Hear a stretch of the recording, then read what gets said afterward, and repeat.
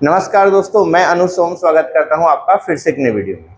कल दिल्ली पुलिस का नोटिफिकेशन जारी किया गया था और इस बार दिल्ली पुलिस के नोटिफिकेशन में 7,547 वैकेंसी का नोटिफिकेशन है, यानी कि बड़ी मात्रा में वैकेंसी निकली हुई है।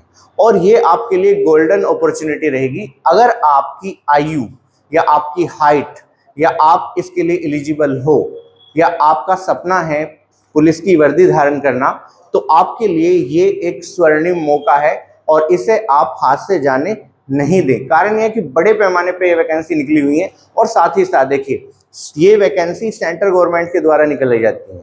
बहुत से बच्चे यूपी पुलिस की तैयारी करते हैं, खासकर जर्नली। मैं उनसे बता दूं कि अगर आप कंपेयर करें दोनों में, यूपी पुलिस में और दिल्ली पुलिस में, तो भाई दिल्ली पुलिस बेस्ट है। लेकिन दिल्ली पुलिस और यूपी पुलिस के सिलेबस की बात करोगे तो जो बंदे दोनों पुलिस की तैयारी कर रहे हैं उनमें थोड़ा सा सिलेबस में अंतर भी है। दिल्ली पुलिस का अगर सिलेबस की बात करूं तो दिल्ली पुलिस का पेपर 100 नंबर का रहेगा, जिसमें 50 नंबर की जीएस, 10 नंबर का कंप्यूटर, 15 नंबर का मैथ और 25 नंबर की आपकी रीजनिंग रहने वाली है। यानी कि जो बच्चे जीएस का पेपर अच्छा करेंगे वो ही सिलेक्शन इसमें ले सकते हैं। जबकि अगर यूपी पुलिस की बात करें तो यूपी पुलिस में 37-38 के रूप में इसका अलग अलग तरीके से वो विभाजन किया गया है। यानी कि 37 नंबर में आपकी हिंदी, 38 में आपका जीके, 38 में मैथ और फिर 37 में रीजनिंग, इस तरीके से 4 पोर्शन में उसे डिवाइड किया गया है। लेकिन यहाँ पे आपके केवल 3 पोर्शन है और उसमें जीएस वाला पोर्शन ज्यादा उपयोगी है। पोर्शन इसमें भी हालांकि कंप्यूटर 10 नंबर का इसमें जरूर इंक्लूड कर रखा है चौथे पोर्शन के रूप में, लेकिन फिर भी अगर हम कंपेयर करें तो यहाँ पे दिल्ली पुलिस वाली वैकेंसी मैं ज़्यादा प्रेफर इस वजह से बता रहा हूँ। कारण ये है कि दिल्ली पुलिस का जो पेपर का पैटर्न है वो यूपी पुलिस से थोड़ा आसान आता है और सैलरी पैकेज भी दिल्ली पुलिस का यूपी पुलिस से अच्छा है। तो चलिए, किस प्रकार का नोटिफिकेशन दिल्ली पुलिस ने जारी किया है इस पर डिस्कस कर लेते हैं। देखिए, एज लिमिट कितनी है? एज लिमिट जो है दिल्ली पुलिस में 18 से 25 रहने वाली है। साथ ही साथ में यूपी पुलिस का भी यहाँ पे कंपेयर कर दूं, यूपी पुलिस की अगर इस बार सुनने में आ रहा है कि इस बार यूपी पुलिस भी आयु में थोड़ी छूट देने वाली है, लेकिन अगर आयु में वो छूट नहीं देती तो जनरल के लिए दिल्ली पुलिस का 18 से 25 रहता है, जबकि यूपी पुलिस 18 से 23 या 18 से 22 ही डालती है आयु। तो यहाँ भी अगर कंपेयर करोगे तो आपको दिल्ली पुलिस में जो आयु में जो छूट है वो ज़्यादा मिल जाएगी जो जनरल के हैं। इसके बाद यहाँ पे देखिए, ये 18 से 25 जनरल के लिए है और ये जो एज रिलैक्सेशन है, यानी कि एज में जो छूट मिलती है वो ओबीसी, एससी और एसटी को 5 साल की है। इसमें ओबीसी, एससी और एसटी के लिए जो छूट है वो 5 साल की रहने वाली है। अब साथ ही साथ कितने वर्ष से लेके कितने वर्ष तक इसमें जो आयु सीमा कंप्यूटर में फीड इन्होंने कर रखी है वो ये है, 2/7/1998 से 1/7/2005 के बीच में जिन बच्चों की आयु आ रही है वे ही केवल इसमें क्या कर सकते हैं, फॉर्म डाल सकते हैं। हालांकि देखिए, ये जो है ये केवल वो 18 से 25 से 5 साल की छूट इसमें अगर आप इंक्लूड कर लोगे तो फिर आयु सीमा वो जैसे ही आप ओबीसी अगर इसमें ओबीसी अगर आप डालोगे या फिर एससी डालोगे तो 5 साल की छूट सहित कंप्यूटर अपने आप ही आयु सीमा बढ़ा देगा, तो उसमें घबराने की कोई जरूरत नहीं है। इसके बाद फीस की बात करोगे तो फीस बहुत मामूली है, मात्र 100 रुपये फीस ली जा रही है। 100 रुपये किस किस से ली जा रही है? जनरल, ओबीसी और ईडब्ल्यूएस। तो जनरल, ओबीसी और ईडब्ल्यूएस वालों की फीस केवल 100 रुपये है, जबकि एससी एसटी से कोई फीस नहीं ली जा रही। गर्ल्स या फिर फीमेल कैंडिडेट जो हैं उनसे भी कोई फीस नहीं ली जा रही है, यानी कि केवल आपको फॉर्म भरने का ही खर्चा देना है। एक मामूली से खर्चे में आप ये फॉर्म डाल सकते हो। जबकि अगर यूपी पुलिस की मैं बात करूं तो उसकी अब तक जितनी भी वैकेंसी निकली हैं उनकी फीस 400 रुपये रखी जाती है। इस बार कितनी रखी जाएगी ये जैसे ही नोटिफिकेशन आएगा तो मैं आपको सूचित कर दूंगा। अब साथ ही साथ क्वालिफिकेशन क्या है इसमें, तो 12वीं है, लेकिन 12वीं के साथ आपके पास डीएल भी होना चाहिए। तो जिन्होंने डीएल नहीं बनवाया है वे जरूर डीएल बनवा लें। डीएल इसमें काफ़ी ज़्यादा एसेंशियल है। डीएल मतलब ड्राइविंग लाइसेंस, और इसमें भारी की कोई ज़रूरत नहीं है, केवल लाइट, यानी कि आपके पास 4 व्हीलर का ड्राइविंग लाइसेंस होना चाहिए, बस केवल इतना ज़रूरी है। इसके बाद ही अगर बात करेंगे हम, देखिए एप्लीकेशन जो शुरू होती है, ये एप्लीकेशन की शुरुआत होती है 1/9/2023 से, यानी कि कल से, क्योंकि आज जो वीडियो बना रहा हूँ मैं, आज 2 तारीख है, तो कल से इसका फॉर्म शुरू हो चुका है। हालांकि ये नोटिफिकेशन इन्होंने शाम के टाइम डाला था, तो कल से माना इसका जो है नोटिफिकेशन शुरू हुआ है और ये 30/9/2023 तक रहेगा। लगभग आपके पास 1 महीना है, लेकिन जितना भी जल्दी से जल्दी हो सके आप फॉर्म डाल लें, क्योंकि बाद में लोड होने लगता है साइट पर और उसमें कुछ ना कुछ प्रॉब्लम आने लगती है। हालांकि अगर आपसे फॉर्म भी इस बार अगर गलत भरा जा रहा है तो आप फॉर्म में करेक्शन भी कर सकते हैं, और फॉर्म में करेक्शन करने के लिए उन्होंने डेट दी हुई है 3 से 4 अक्टूबर। यानी कि अगर आपके फॉर्म में थोड़ी बहुत त्रुटि है या फोटो सही नहीं आ रहा, नाम में कोई गड़बड़ है, तो आप उसे सुधार सकते हैं। पहली बार करेक्शन चार्ज 200 रुपये और दूसरी बार करेक्शन चार्ज 500 रुपये वसूल किया जाएगा। ये भी इसमें इस बार इन्होंने अच्छी फैसिलिटी दी है, तो ये भी आप अच्छे तरीके से याद रख लें। अब करेक्शन डेट मैंने आपको बता दी 3 से 4 है, और फर्स्ट टाइम में 200 रुपये और सेकेंड टाइम में 500 रुपये फीस है।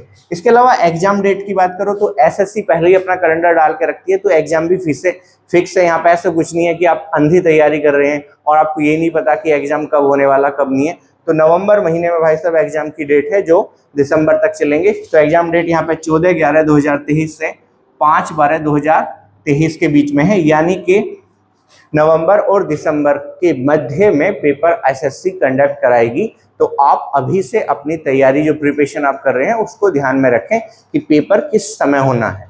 साथ ही साथ अब देखिए इसमें क्या है, रेस वगैरह या फिर हाइट वगैरह का कॉन्सेप्ट क्या रहने वाला है। तो भैया हाइट जो है ठीक ठाक मांगती है यहाँ पे दिल्ली पुलिस, मतलब 170 सेंटीमीटर जिनकी हाइट है वे इसके लिए आप जरूर देखें। अगर उनकी हाइट कम है तो भाई मैं कहूँगा कि वे फॉर्म ना डालना तो ज़्यादा अच्छा है। हाँ, अगर पेपर उन्हें देना है तो वो अलग बात है, वे तैयारी मतलब वे फॉर्म डाल सकते हैं। लेकिन फिर भी जिन्हें भर्ती होना है तो वे ध्यान रखें, जो हाइट है मेल के लिए वो 170 है, फीमेल की हाइट यहाँ पे 157 है, सॉरी 157 सेंटीमीटर लड़कियों के लिए। चेस्ट की बात करोगे तो 81 से 85 यानी कि 5 सेंटीमीटर का फुलाव मांग रहे हैं मेल के लिए। इसके बाद रेस की अगर हम बात करेंगे तो 1600 मीटर रेस है मेल के लिए 6 मिनट में, और फीमेल के लिए ये 8 मिनट में रहने वाली है। तो फीमेल के लिए भी पर्याप्त समय है, और मेल के लिए भी भाई 6 मिनट की जो रेस है, जिनका फिजिकल ठीक है वो 6 मिनट में आसानी से रेस मार लेते हैं, बशर्ते फिजिकल फिट होना चाहिए। हालांकि 6 मिनट आज के समय में, आज की मोबाइल जनरेशन के समय में ये 6 मिनट काफ़ी ज़्यादा, मतलब काफ़ी कम है, ज़्यादा नहीं है, काफ़ी कम है। अगर आप ठीक ठाक प्रैक्टिस करोगे तो आप 6 मिनट में रेस लगा पाओगे, अदरवाइज नहीं। क्योंकि आज जो है हम केवल लाइब्रेरी कल्चर आ गया और वहीं बैठ के मोबाइल चलाते रहते हैं, तो उसके चक्कर में भाई साहब फिजिकल फिटनेस बिल्कुल खत्म होती जा रही है। तो अगर आपकी अच्छी फिटनेस है तो ही आप 6 मिनट में रेस लगाओगे, नहीं तो नहीं लगती। इसके बाद अगर मैं बात करूं लॉन्ग जंप की, तो मेल के लिए 14 फीट है और फीमेल के लिए ये 10 फीट है। और हाइट इसमें जो है हाई जंप भी है, तो हाई जंप जो है ये 3 फीट 9 इंच, लगभग 4 फीट के आसपास मान के चलो, और लड़कियों के लिए ये 3 फीट है। तो ये था दिल्ली पुलिस का नोटिफिकेशन की जो जानकारी। साथ ही साथ देखिए मैं बता दूं इसके पेपर का शेड्यूल भी, पेपर में 50 नंबर की आपकी जीए आती है। जीए मतलब जनरल अवेयरनेस। अब सबसे बड़ी बात है, बहुत से बच्चे, जब मैं चूंकि ज़्यादातर ऑनलाइन नहीं पढ़ाता, मैं केवल ऑफलाइन पढ़ाता हूँ, तो जनरली जो बच्चे हैं वे पूछते हैं कि सर किस तरह की किताबें उपयुक्त रहेंगी। तो देखिए आप सबसे पहले प्रीवियस ईयर के प्रैक्टिस सेट खरीदें, और प्रीवियस ईयर के प्रैक्टिस सेट में आप कौन से प्रीवियस ईयर प्रैक्टिस सेट अच्छे रहेंगे, तो इसमें यूथ कंपटीशन जो है ये आजकल प्रयागराज प्रकाशन काफ़ी अच्छा है, तो आप यूथ के खरीद सकते हैं, या फिर घटना चक्र के भी आप ले सकते हैं, दोनों अच्छे हैं।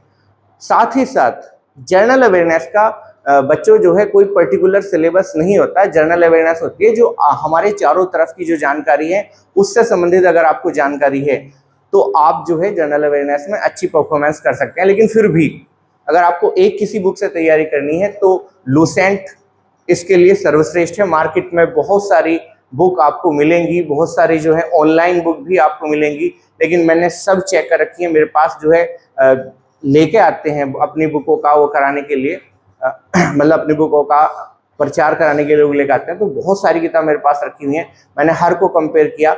लेकिन अगर आप लूसेंट पढ़ोगे तो वो आपके लिए अच्छा है, प्लस आप करंट अफेयर्स भी जो है पढ़ो तो वो भी उपयुक्त है। अब करंट अफेयर्स कौन सी उपयुक्त रहेगी, तो करंट अफेयर्स जो है स्पीडी की जो करंट अफेयर्स आती है वो सबसे अच्छी है।